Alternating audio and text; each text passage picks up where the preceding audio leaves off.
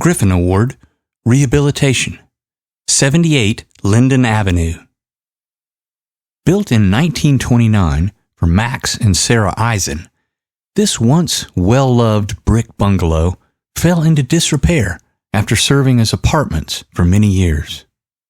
With the help of Adams & Adams Construction Group, first-time homebuyers Jenna and Tom Wolfe were committed to returning the home to its former glory.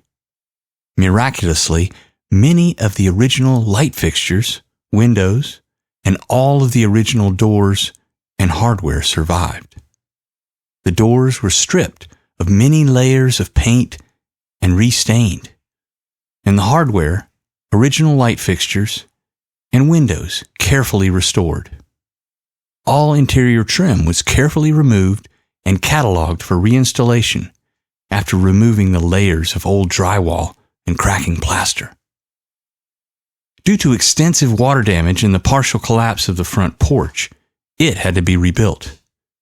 Care was taken to ensure the reconstructed front porch matched the original footprint and style, including removing and reinstalling the original steel handrails and reconstructing the porch with historic brick.